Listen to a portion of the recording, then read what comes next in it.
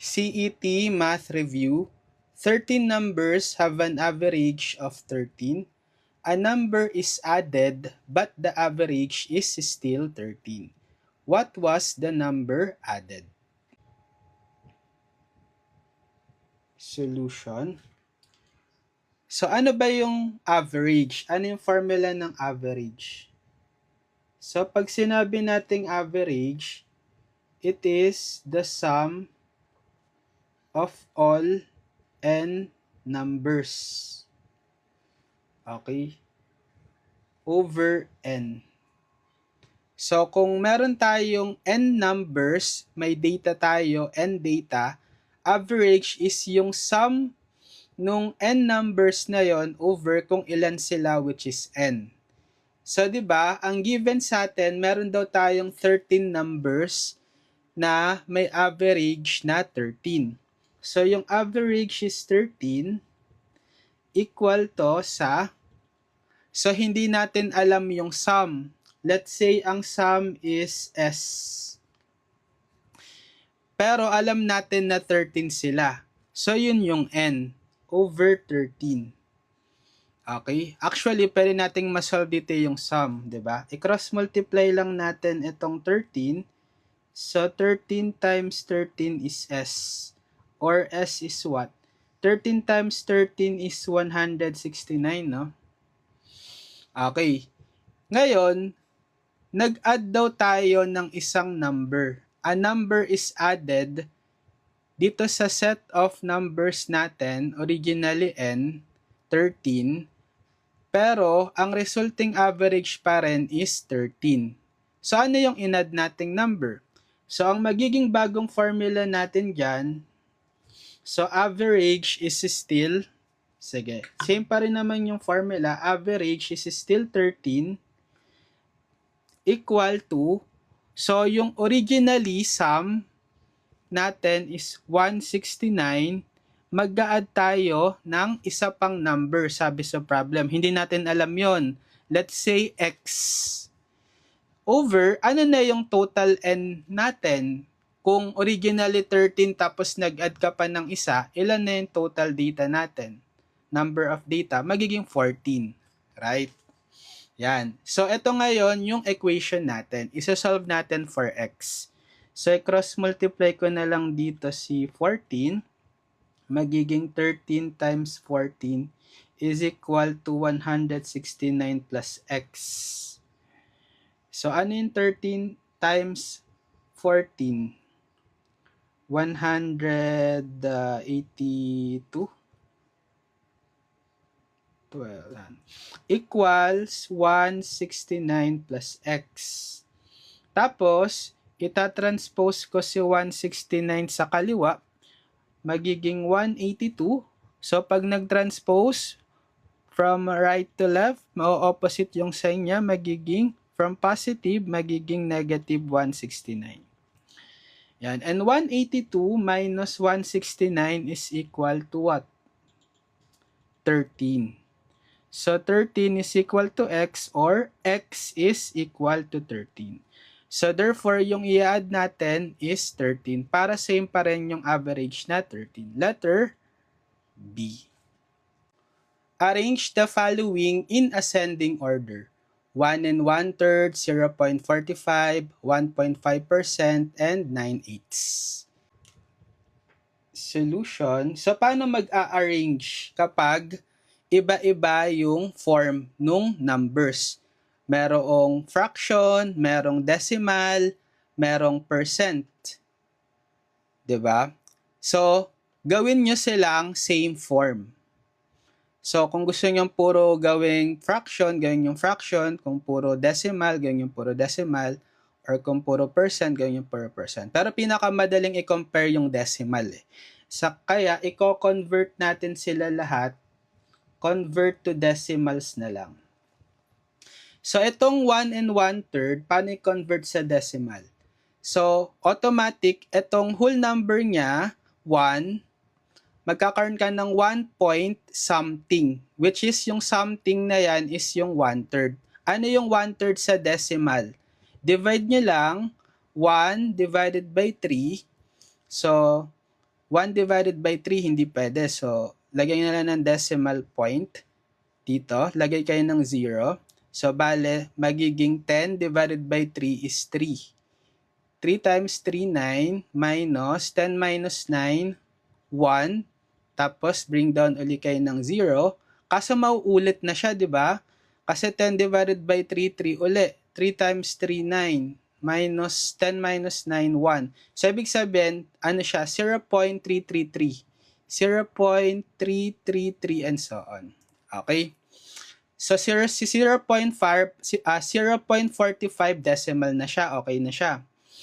Etong si 1.5%, paano i-convert to decimal? Madali lang kapag percent to decimal, ang gagawin nyo lang is, i-move nyo lang yung decimal point 2 places to the left.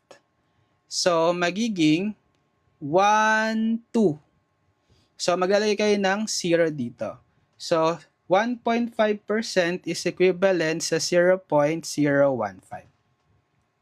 Si 9/8. Sa si 9/8, sige, i-divide natin ulit. Fraction siya. So, 9 divided by 8, 1. 1 times 8, 8. Minus 9 minus 8, 1. Yan. Tapos, dagdag kayo ng point. Decimal point, 0. Bring down the 0. So, 10 divided by 8 is 1. So, may decimal point na dito. 1 times 8, 8. 10 minus 8, 2. So, bring down pa kayo ng 0. 20 divided by 8, 2. 2 times 8, 16. Minus 20 minus 16, 4. Yan, bring down pa ng 0. Yan, sakto na to. 40 divided by 8, 5. 5 times 8, 40. Okay, so lahat na sila decimal. So, ang i-compare na natin is 1.333, 0.45, 0.015, tsaka 1.125. Pag sinabing arrange in ascending, mula sa maliit, pataas, pinakamaliit hanggang sa pinakamalaki. So, anong pinakamaliit dito? Diba? Obviously, etong 0.015. Yan. So, which is 1.5%. Next sa kanya, 0.45. Anong next? So, pareho na tong may whole number pero mas malaki si 1.333 kasi 1.1, 1.125, ano lang pala to? 125. 1.125. So, mas maliit si 1.125. And then last, yung pinakamalaki is 1.333. Which is itong 1.125 is 9/8, diba? Tapos yung 1.333 is 1 and 1/3. So, kaya the right answer is letter B.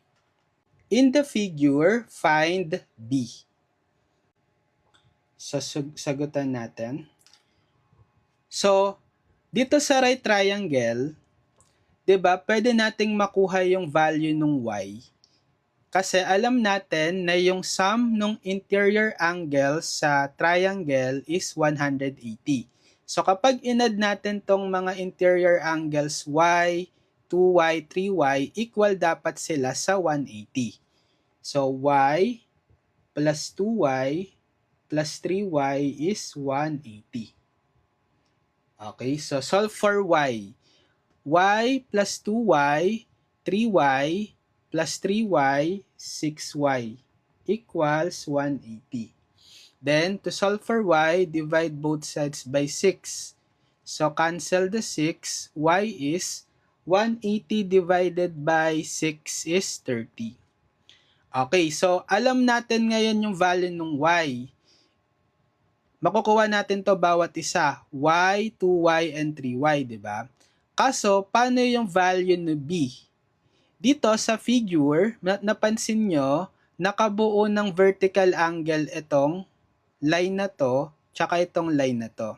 Di ba kapag vertical angle, so di ba ito si 3y, ito si b.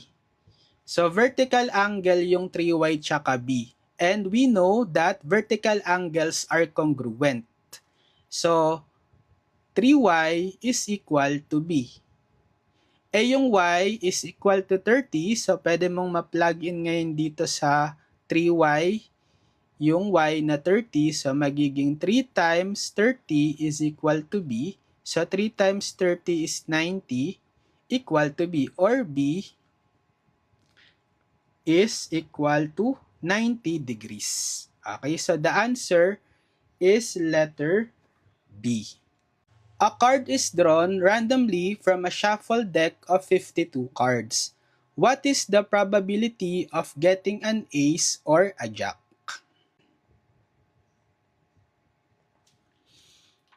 So ano ba yung formula natin sa probability? Probability of an event E is equal to the number of elements on that event E over the number of sample space. Yan yung formula ng probability. Sa problem natin, sabi, a card is drawn randomly from a shuffled deck of 52 cards. What is the probability of getting an ace or a jack? So, ang event natin is probability of getting an ace or a jack.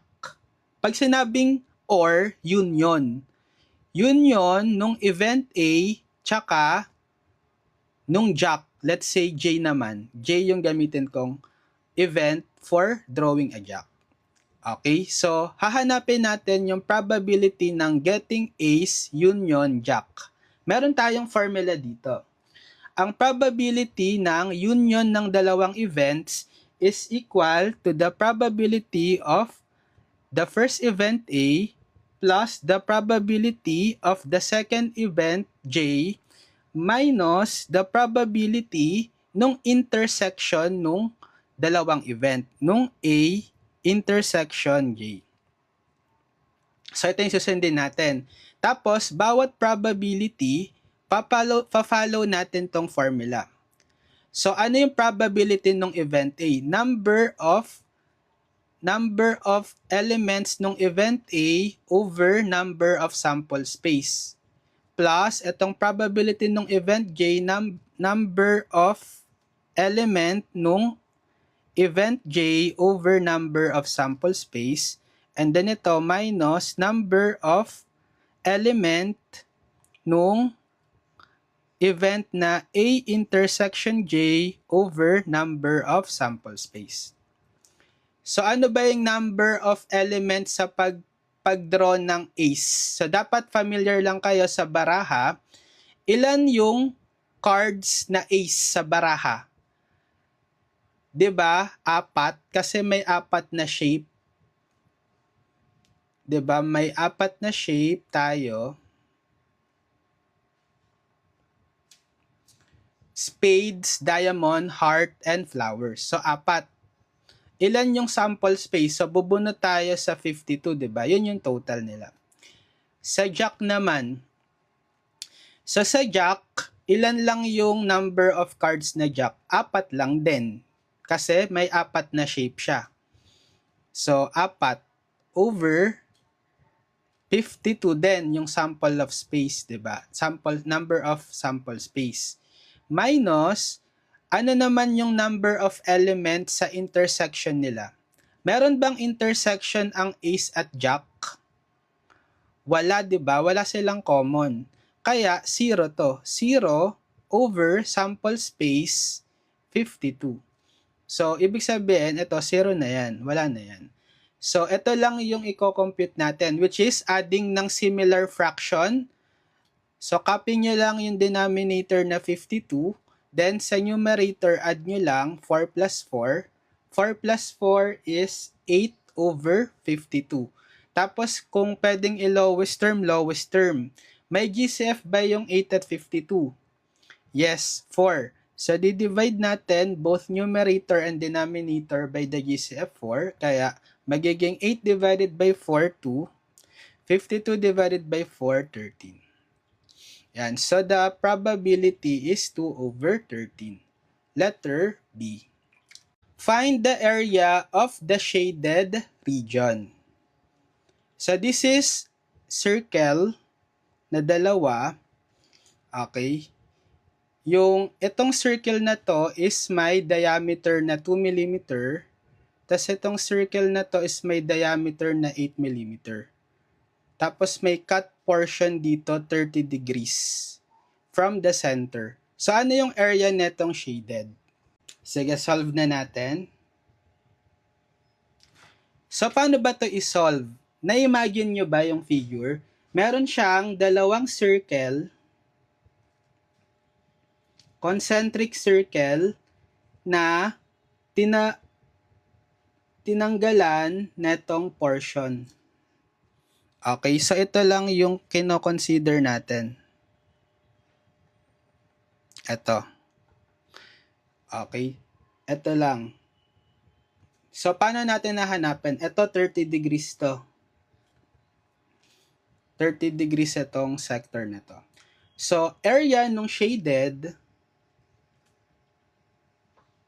is, una, di ba yung pinaka-malaking circle. So, area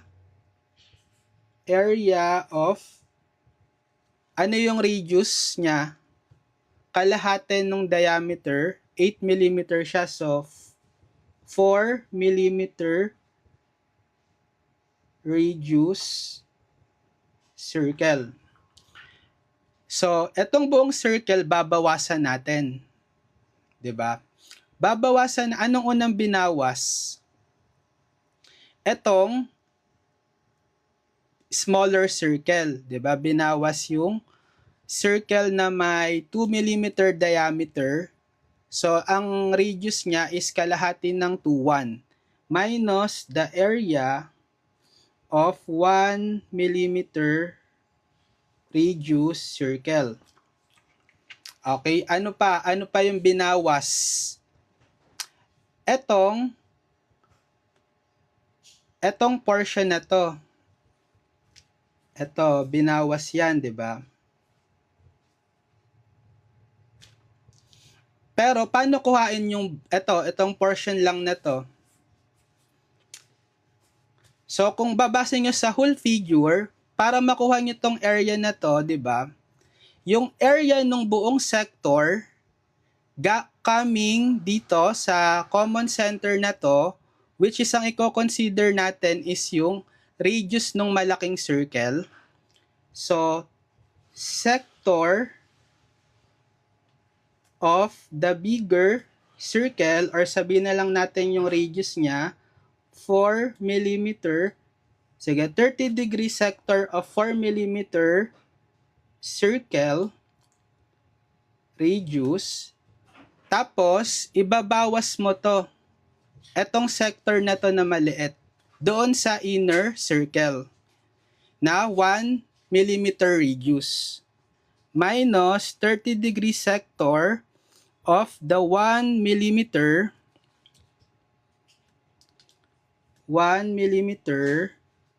circle radius. Yan. Ito yung formula natin. Okay, so pa-plug in na lang natin yung formula.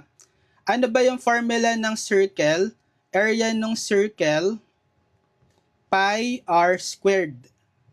So, equal siya sa area ng 4 mm circle, bale, pi times 4 squared. Minus, area ng 1 mm circle, so same, pi 1 squared. 1 mm radius.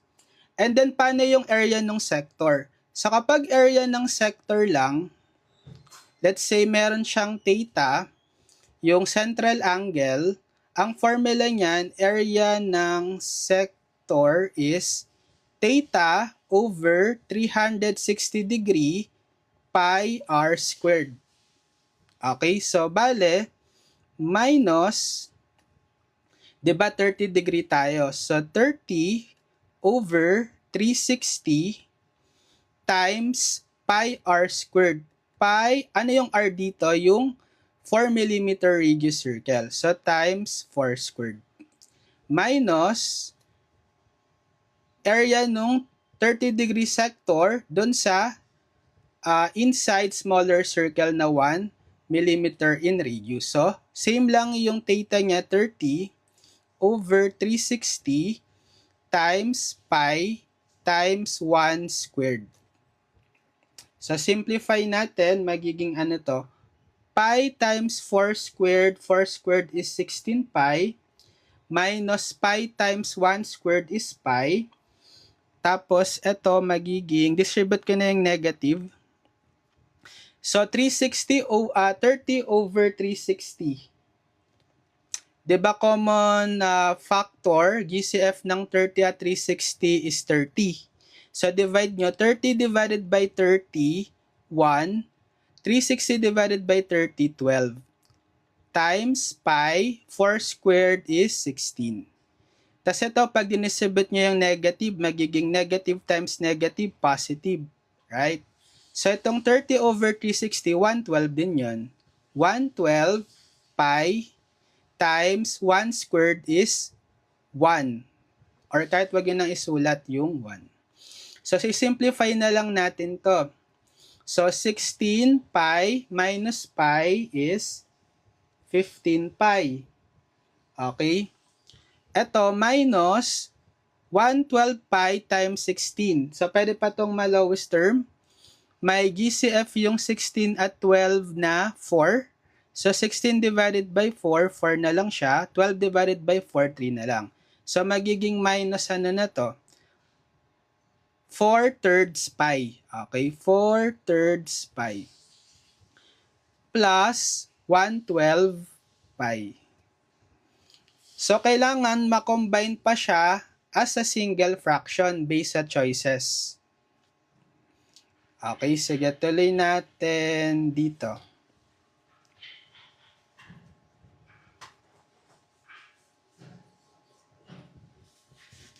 Sana na ba yung isi-simplify natin? 15 pi minus 4/3 pi plus 112 pi. Yan. Combine natin na sa single fraction. Ito over 1 lang to. Anong LCD nila? Ano yung LCM ng 1, 3 at 12? 12, di ba?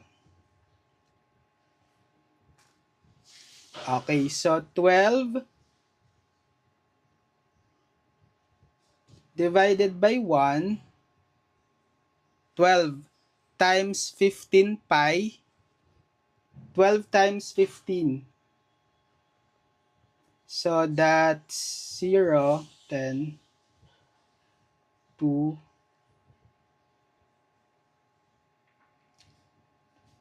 3 pala, sorry.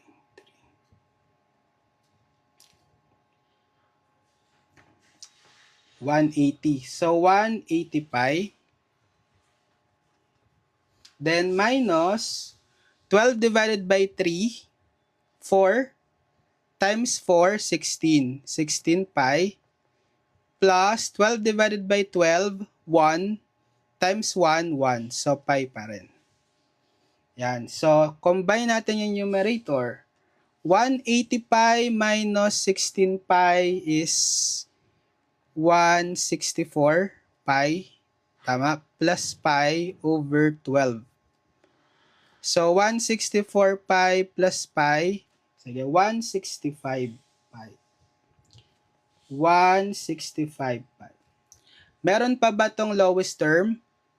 Divisible ba to sa 3? Yes, kasi 1 plus 6 plus 5, 12. So, divisible siya by 3. So, GCF is 3. 165 divided by 3 is 55 over 12 divided by 3, 4. So, 55 over 4 millimeter square. Letter B. Okay, gets? In the figure, line A is parallel to line B. Find the measure of angle X. So, ano yung gagamitin natin dito to solve this problem? Ang gagawin ko, sige, redraw ko dito.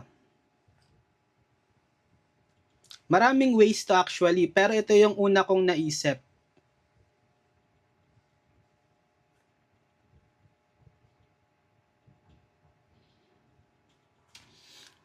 Dito, magdodraw ako ng imaginary third parallel line sa kanila. Okay, let's say X. So, parallel itong tatlo. Ito. Tapos, apply ko yung theorem na kapag meron tayong dalawang parallel lines cut by a transversal, so ito, let's say ito is Y and X. Y is parallel to X cut by transversal T. 'Di ba? Alternate interior angles are congruent. Ano yung alternate interior angle? Ito, tsaka ito. 1 and 2. Tapos ito rin, tsaka ito. Let's say 3 and 4. Congruent. Okay, so angle 1 is congruent to angle 2. Ito, tsaka ito. Angle 3 is congruent to angle 4. Ito, tsaka ito. So, sa drawing natin, nung dinagdag ko to, itong X na line, dito sa A, tsaka sa X, pwedeng magsilbing transversal ito, di ba? Right? So, alternate interior angle ito, tsaka ito. So, equal dapat sila. Kung 20 degree to, 20 degree din ito. Yan. Tapos, kung i-consider ko naman itong X line tsaka yung B line, parallel din sila, pwedeng maging consider as transversal itong line na to. So, alternate interior angle itong dalawa. Ito tsaka ito, right? Yan. Ito yung X. Again ko na nga siyang solid. So, kung 30 degree to, dapat 30 degrees din to. Eh, di ba yung hinahanap natin is itong X, yung buong angle na to. So, ano yung equal siya? Saan siya equal? Sa sum netong 20 tsaka 30. So, X is equal to 20 plus 30 or 50 degrees. Kaya, letter B. Gets? CET Math Review. What is 7 pi over 6 radians in degrees? So, madali lang to, solution. Dapat, alam nyo lang, yung formula to convert radian to degree. Paano mag-convert ng radian to degree? So, yung 7 pi over 6 radian na given, para ma-convert siya sa degree, i-multiply lang natin by 180 over pi. Yan. Tapos, simplify nyo lang. So, cancel mo tong pi. Tapos, yung 180 tsaka 6 may GCF. Diba? GCF nila is 6. So, di-divide mo. 6 divided by 6, 1. 180 divided by 630. So, ano lang matitira ito? 1 na lang to.